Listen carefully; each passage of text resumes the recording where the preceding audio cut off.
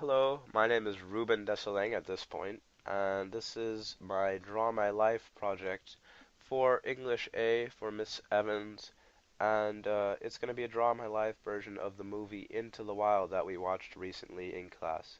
Now, if you don't know what a Draw My Life is, usually it's somebody popular, like say an actor or some popular YouTube star, who will sit down, videotape himself, draw out his complete life on a whiteboard, and he will tell his life story around that. Now, I'm going to be drawing out Christopher McCandless' life. So, this is going to be a first person perspective. So, that was me, Christopher McCandless, and as you guys might also know me as Alex Supertramp. Now, I lived in a family of four. That was me. This is my younger sister, Kareen McCandless, and we lived in our parents' home. This is my dad, Walt McCandless, and he was married to my mom, Billy McCandless.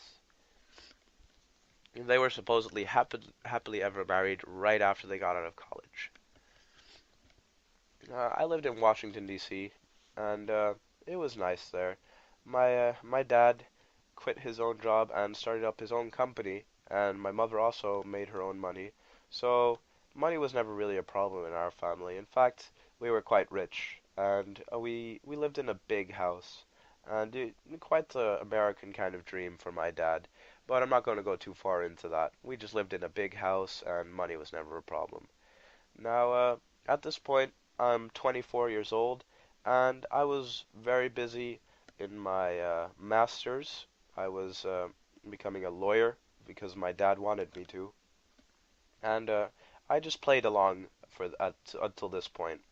So this is me. That's my nice graduation hat, and yeah, my dad was proud of me at this point, and I was quite happy because I knew that I was ready to go on my adventure that I was planning for a while. So, of course, everybody was very proud of me. I was a good student. I was good at sports, and you can say I was a role model student for the rest. And my family took me out for dinner afterwards.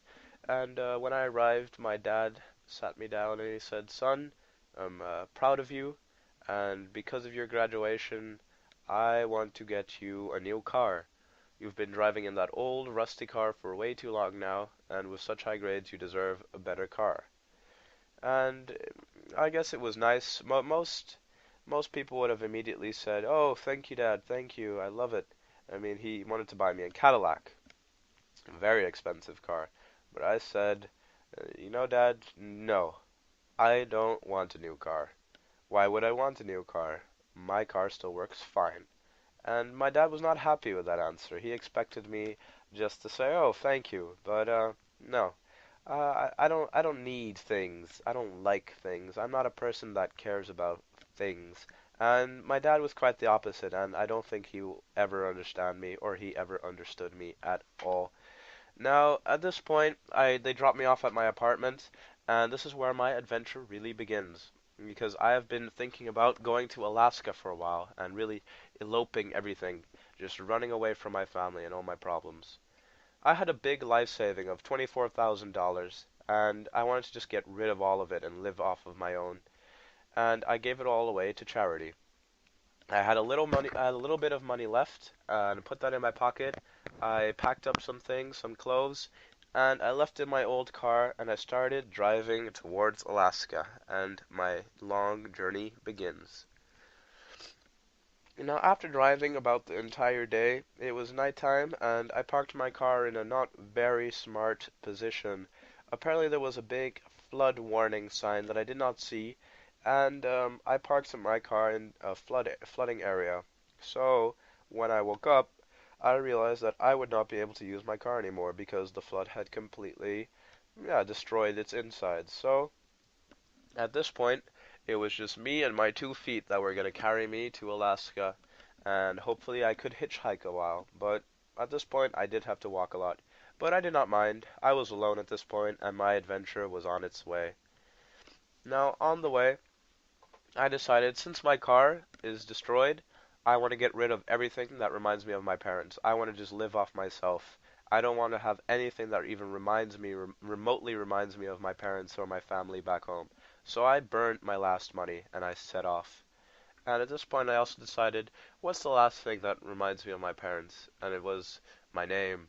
So I decided to get rid of my name, Christopher McCandless, and I became, as you guys all know, Alex Supertramp. Now at this point, I was happy. I was a complete new person. There was nothing to me that could be linked back to my old, not so happy past. And along the way, I met two very nice people, a very nice hippie couple, and they hiked with me. They took me in, and they drove me quite far. And their names were Jan and Rainey, and they told me of their relationship problems. It's because they had a son, and it's kind of similar thing happened to them where their son walked away and they walked away. And because of this, they really treated me like their own son, and I was very grateful for it. And yeah, we just sat around campfires. They gave me food. They drove me a long, long place, and I don't know if I would have ever even reached Alaska if it wasn't for these people. And yeah, their relationship really reminded me of my parents.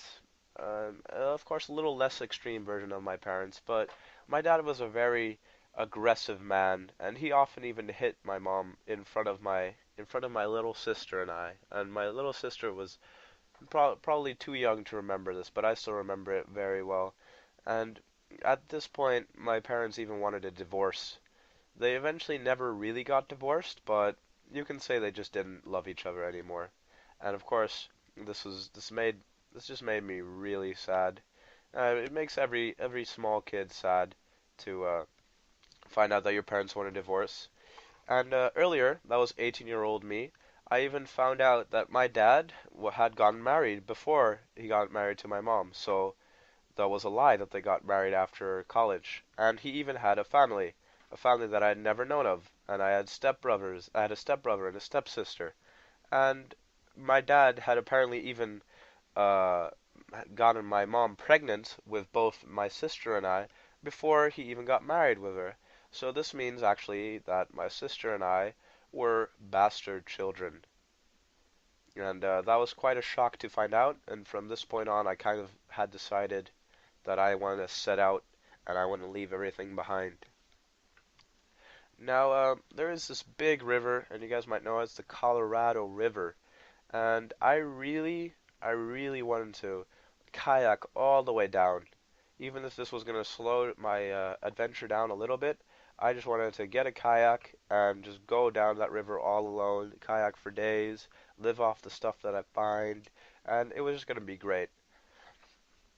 But sadly, because of the rules and because of the government, I required a permit. And this guy behind this desk told me, he was like, what do you want? And I said, yeah, I'd love to go kayak down the Colorado River. Where can I start? And he told me, well, there's a long waiting list for a permit, so I'm afraid you'll have to wait at least, 3 years.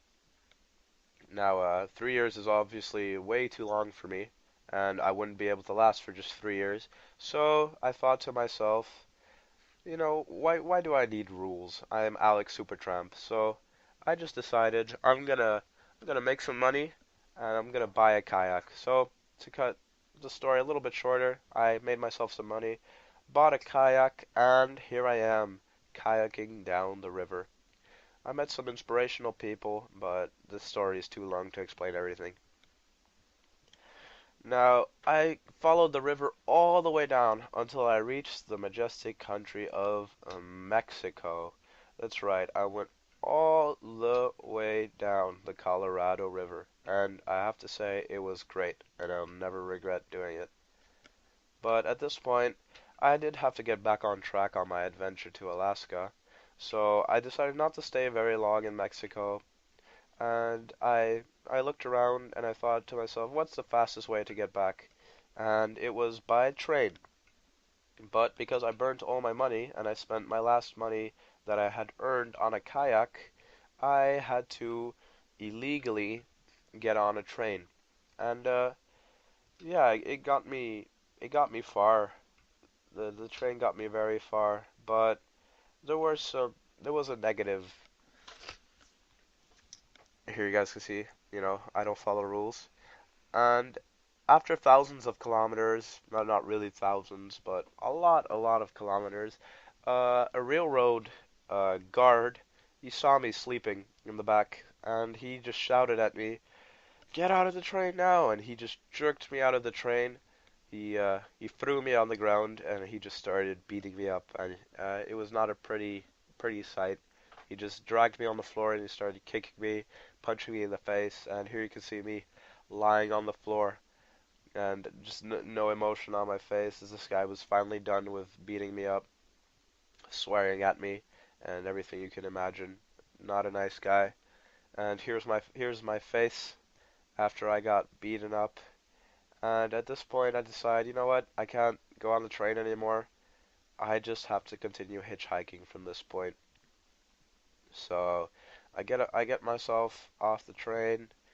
I start using my 2 feet again, and I start hiking back on my path to Alaska.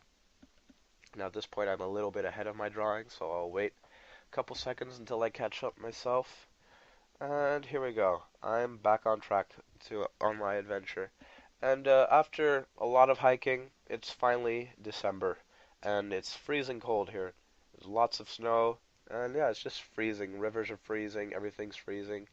And I get to the point where I'm in California, and you know who I meet again? You'll never guess. I meet Jan and Rady again, near to the city called Slab City, and they were overjoyed to see me.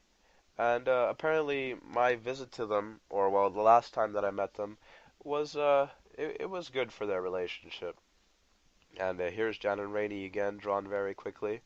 And they, as you can see on their facial expression, they were happy to see me. They still considered me like like their child.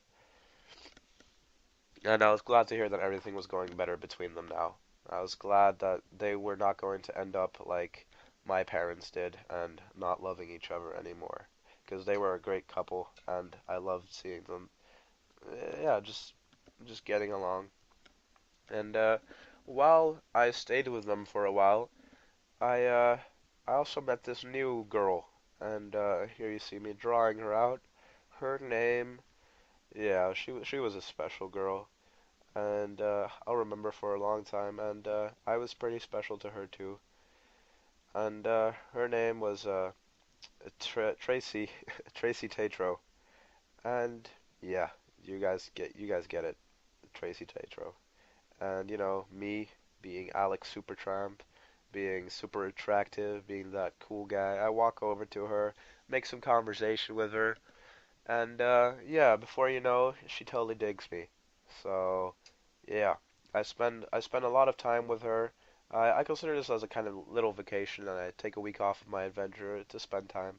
And up to the point where I find her in her caravan one day, and she is just in her underwear on her bed, and she wants me to have sex with her. And at first I was quite excited for about 1 to 3 seconds, but then I realized, no, this girl can possibly not she can't be 18 plus. Sorry. So honest me with my halo above my head, I tell her, no, it's not possible for you and me to make love since I am 18 plus. In fact, I'm 24, and you end up being only 16. So that's a no-no, and I decide to leave very shortly after that on onto my adventure into Alaska.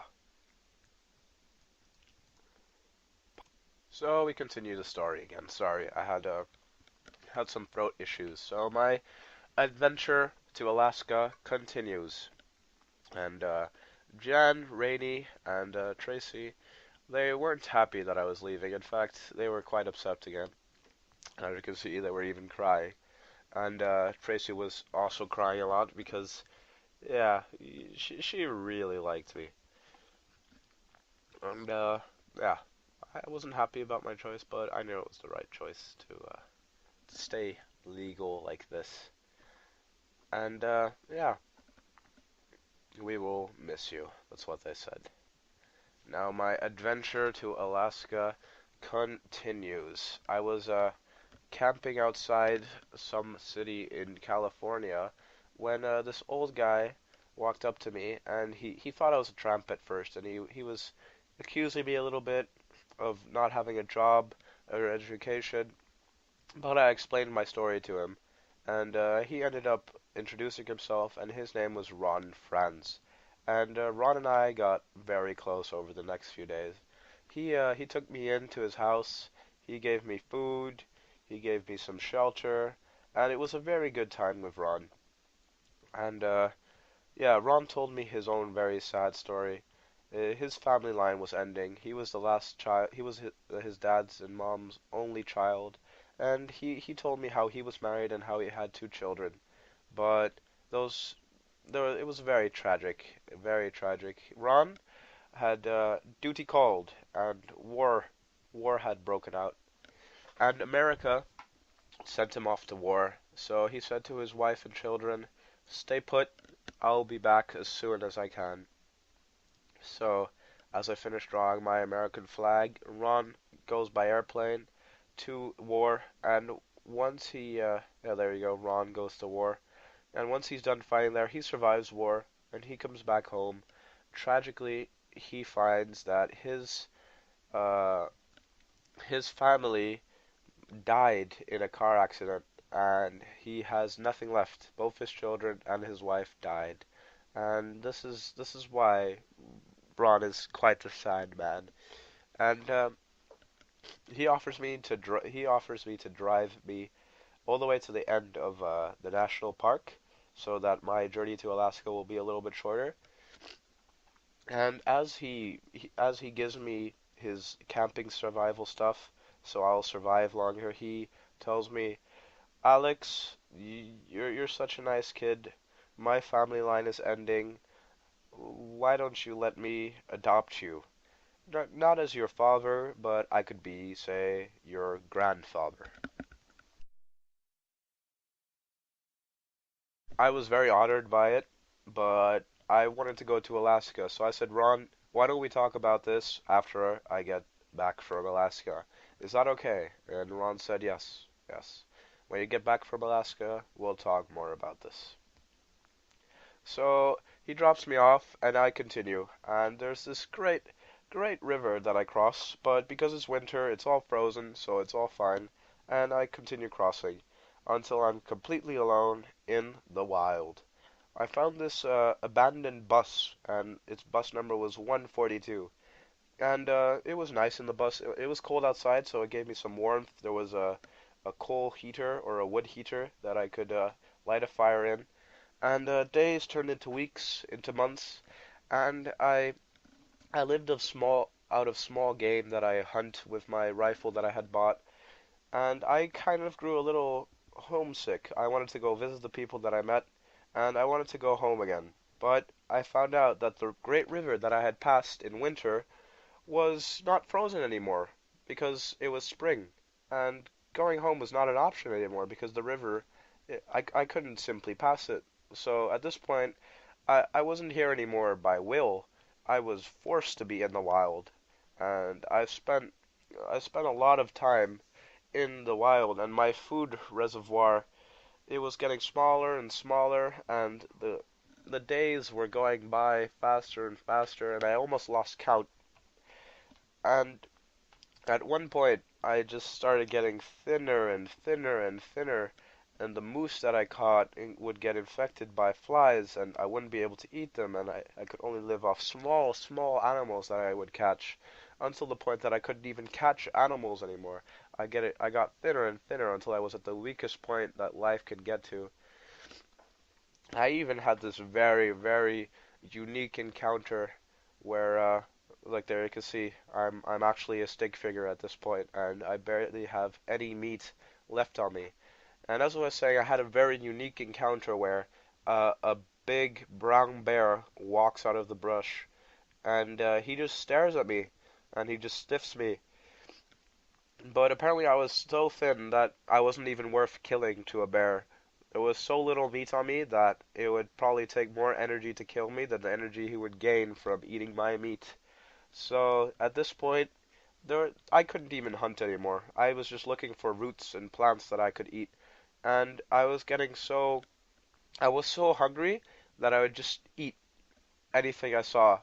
And I grabbed this one plant and I read wrong about it in my herb book.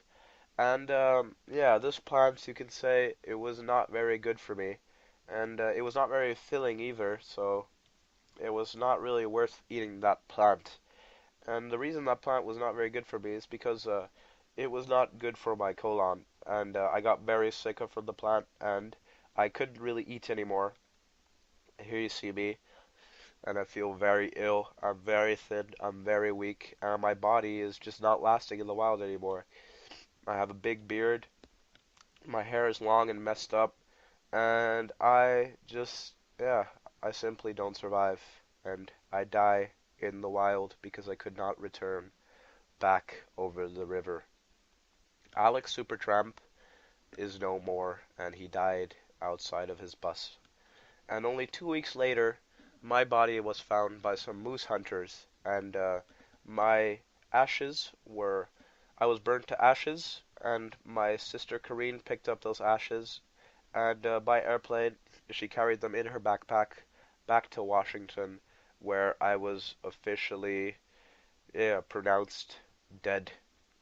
My family was very sad, and I certainly felt bad for Ron because, well, I mean, I didn't really feel bad because I'm dead. But yeah, that's the end of my story.